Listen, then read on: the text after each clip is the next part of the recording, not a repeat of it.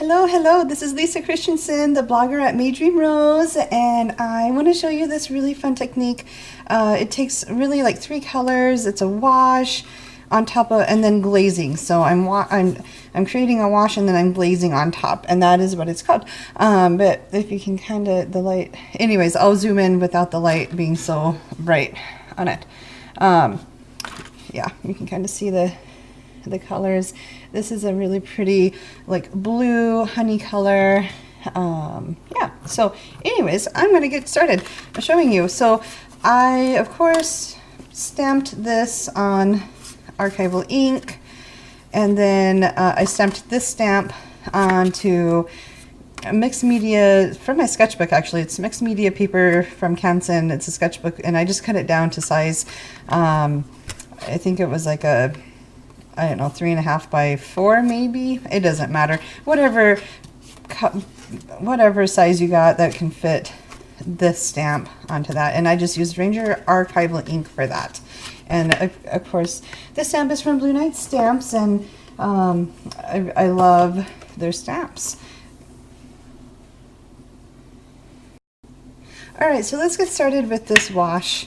And I am going to be using, this is my palette that I curated, meaning this is the palette that I chose for my colors. So in here is Qorr Watercolor, and it's professional paint. Super awesome watercolors. I really like them. They don't really dry out, and I like the whoosh factor, and they're just really fun to play with. So if you're a loose painter like me, Qorr Watercolor has been one of my favorites. And I'm going to be mixing some color, but since I'm working on a project, I don't necessarily want to use these colors. So I'm going to mix my colors, and then I'm going to put the mixed colors right here in this awesome mixed media mat. And so I'll mix my colors, and then because I don't want to mix up my palette from a project that I'm working on, I'm putting the colors onto here. It'll just make things easier. So I'm going to take, so what I like to do when I look at a stamp and I don't know what I want to do, I think about maybe how I'm feeling during the day, or just like what colors I think will work. And so what I do is I'm going to take some of this orange, and I'm going to put it in here. A little dab will do ya. You know, you don't need a whole lot. And then I'm going to take this little bit of cobalt blue. Oops, kind of see it. This is cobalt blue, and I'm going to mix that in, and I'm going to get this really orangey gray type color. But that's okay. That'll be perfect for what I'm doing. And then, because I'm not sure if I really love that orange, I'm going to dab that in, and then I'm going to take my phthalo blue, and a little bit of phthalo blue goes a very long way.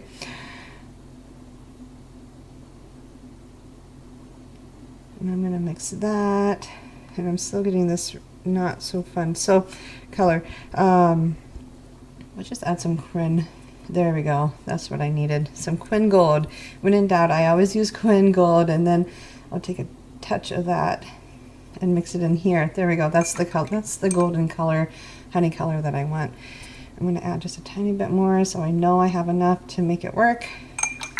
And then I want to go in here, and I want to take some of this, the same color, this blue phthalo, but I'm going to tone it down a lot with some of this orange. And then I got this grayish blue that will make the orange really pretty. I'm learning color theory a lot with Kateri Ewing. She has a YouTube channel too, and I really like her stuff. Okay, I like that blue and I like that orange, so I'm going to get started. And this is kind of the look that I'm going for the first one. So let's get started. Since I already have blue on my brush, I'm going to go ahead and start. Now, the trick to this is you want it to be loose and you want it to be fluid. So I am painting very loosely. It's almost just a really wet wash. And then if I want to be really loose, I want to add the blue into it. And what I want it to do is I just want it to kind of mix on the paper. And this line is kind of my dividing point between the orange and that blue. And I think just because I can,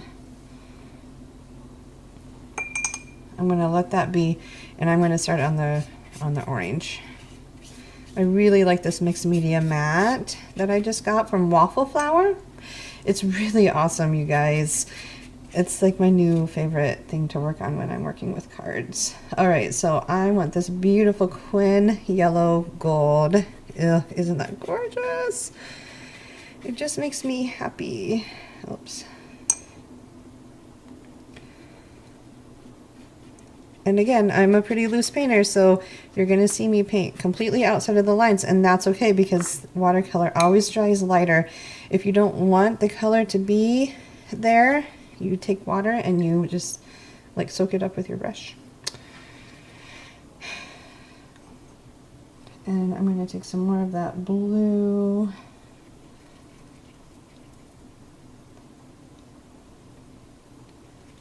And a touch of that orange just to make it grayish and greenish, I guess. There, that'll work. Okay, now because there is some orange, I'm gonna just dot in some really bright orange. This will be a very bright, sunny, happy day. That's what we want, right? And maybe I'll touch in just a tiny bit of blue just to mute the colors together and make it all work. Okay, now I'm going to let that dry, but before I do that, I'm going to take some of these starry colors, and I'll zoom in a little bit so you can kind of see it a bit more. There. Now, and I'm going to use, if you have starry colors, it really doesn't matter. I'm going to use this yellow gold. So I think that'll look really pretty. And I'm splattering it on. Oh, there we go. There's my splatters I wanted to see. Okay, now I could leave it just like that, and I probably should, but I don't know how to leave things well enough alone. So I'm going to take some more. This is just ultramarine, and I'm going to dab it in. It's okay if you splatter. I think splattering on wet onto wet really makes the textures look just phenomenal. And I don't necessarily want blue on that side, so I'm just, wherever there might be a little bit of blue, I just take it away. Okay, I'm gonna let that dry.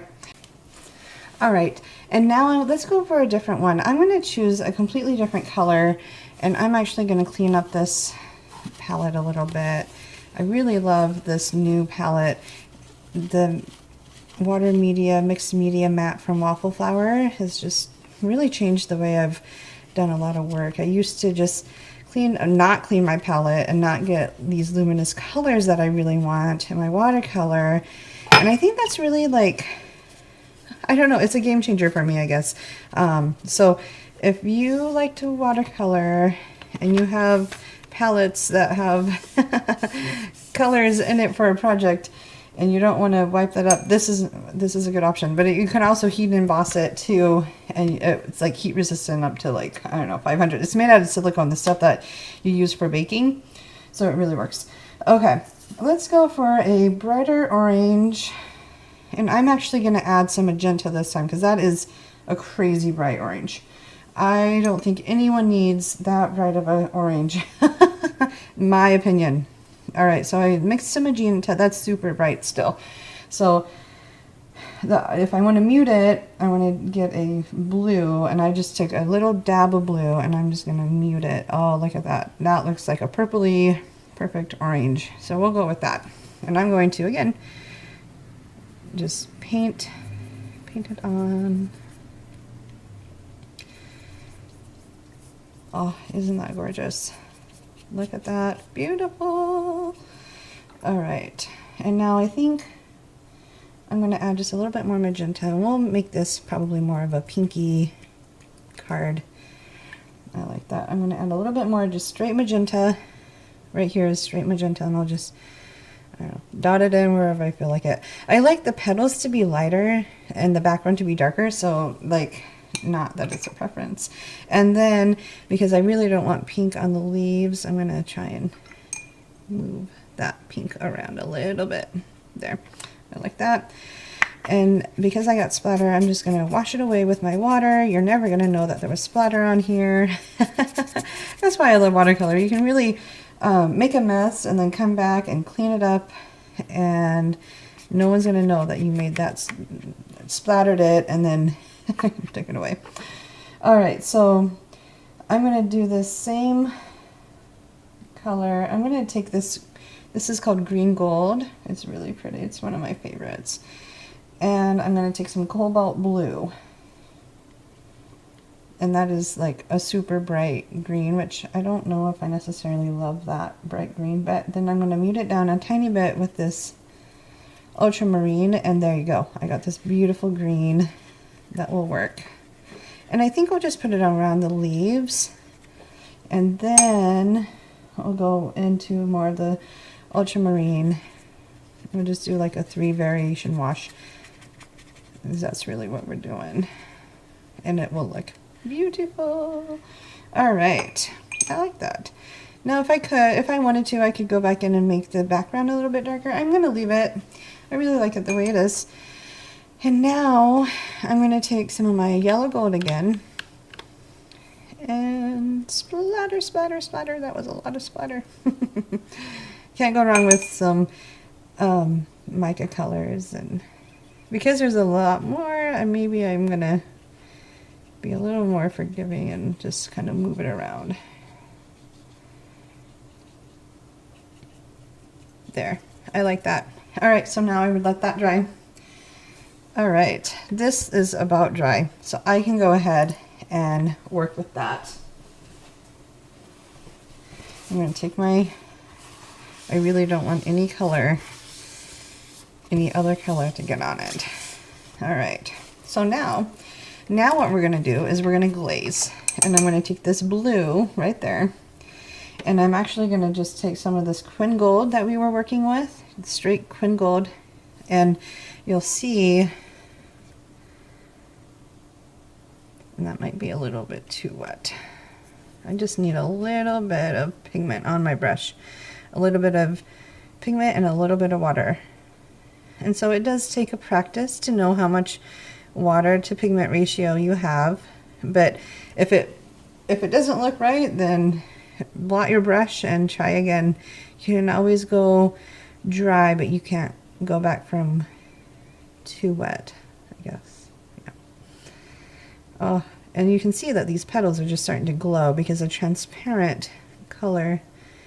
It's a transparent color, so it's really just gonna make the petals pop, and that's called glazing in watercolor. And artists do it all the time. A lot of artists like to use it as negative painting, meaning they'll paint everything but the actual subject, so then the subject is lighter and the background is darker. And I could have done that, but that would have taken an hour to do, and I don't necessarily have that hour to do that. All right, so with the green, I'm being a little more liberal. There's probably a little bit more water on my brush, but that's okay because they're leaves, and the leaves are a bit bigger, so I can add a little bit more water and it still looks nice. All right, so there you go. And then to finish it, I'm gonna take, you can either use a dark color. I like to use like ultramarine, and I'm using ultramarine and this like orange-y color to make a brown. And then I'm gonna add maybe a magenta to just make it darker. That didn't it.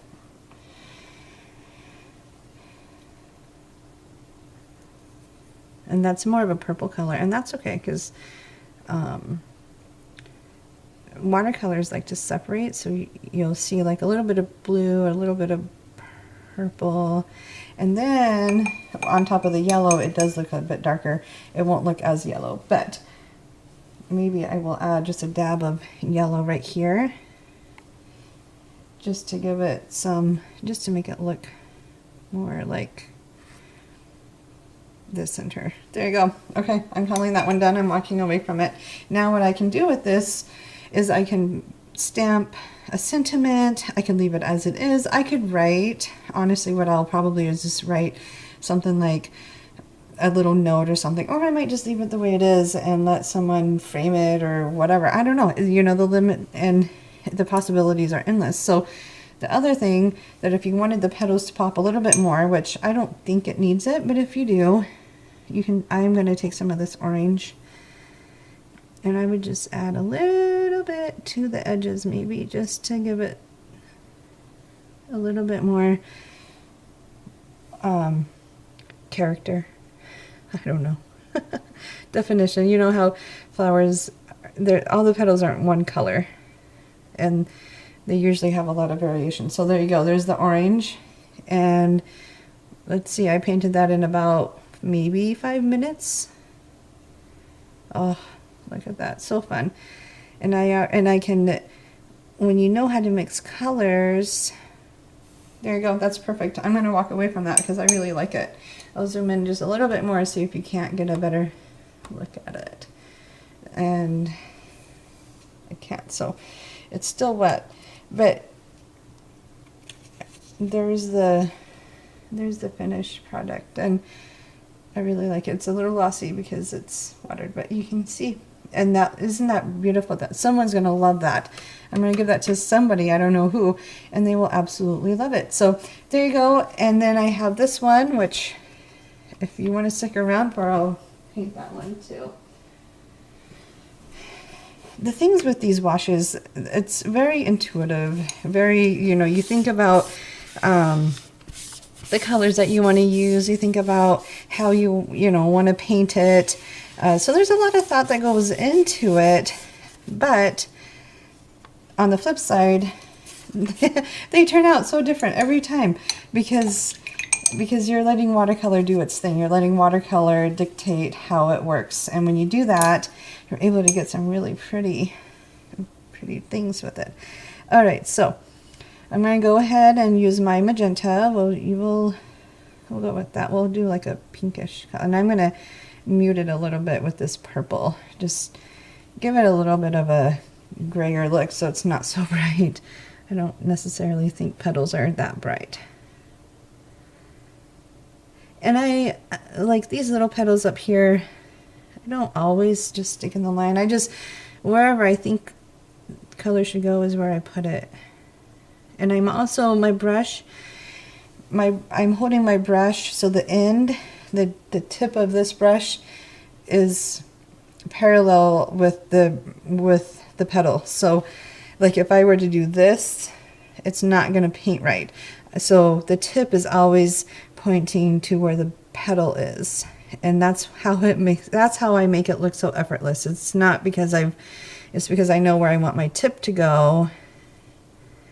And so a lot of times I'll move the paper this way so it's easier for me to just draw down, paint down. And sometimes I can get away, like if I didn't have the lines, I would definitely be moving my paper, but the lines help. I thought maybe I could go through the whole thing. And then I think what I'll do, because I like to play, is I'm going to take this little bit of purple and I'm going to add it to the front, to the base of the petal. It just gives it a more watercolored, painterly look, so it doesn't look so flat. And I am watching how much water I'm putting on. And usually with this, I like to listen to jazz music or piano music. It like calms me down and makes me happy. There. All right, I'm calling that one. The petal's done. Now what I want to do is I'm going to add some more of that yellow and just get this really mucky brown color. And I'm going to go in and paint the middle of these cone flowers. I think that's That's what I'm calling them, coneflowers. And yeah, the coneflowers might mix into the petal, the middle of the petals, and that's okay. All right, I'm gonna add a little bit more of this green because I know I'm gonna need it. Whew, that's super bright, so I'm gonna take this, mute it down a bit. All right, and the beautiful thing is that the wash, the glazing part, what I'm doing right now is called glazing. You're still going to see all the colors underneath, so it gives the leaves a really fun texture. And then on top of that, the mica, the Sari Gold, the mica color is going to like float on top of it, like it's going to be on top. So you get like 3 different textures all in one, all because you're just glazing over it. There you go. That looks perfect. I'm going to walk away from it because if I don't, I'll mess it up. So anyways, here's that one. Here's one that was just done this morning. Pretty simple. Yeah, I love it. And then you have, so yeah, then I have room to write a sentiment or whatever I want to do with it. I don't have to. I love them. I love being able to watercolor and using my knowledge to make beautiful card panels for our friends. So I hope this helps. Give it a try. I know this was a long tutorial. If you do like my content, I would love for you to give my videos a thumbs up, subscribe, and keep painting even if you think you are doing a horrible job. I am 3 years into watercolor painting, and the stuff I did 3 years ago, I thought, no, this is never going to work. But I kept being persistent, and look at all these fun, beautiful paintings I can create, all because I was persistent. So keep painting, you guys, keep creating, and we'll see you soon. Bye.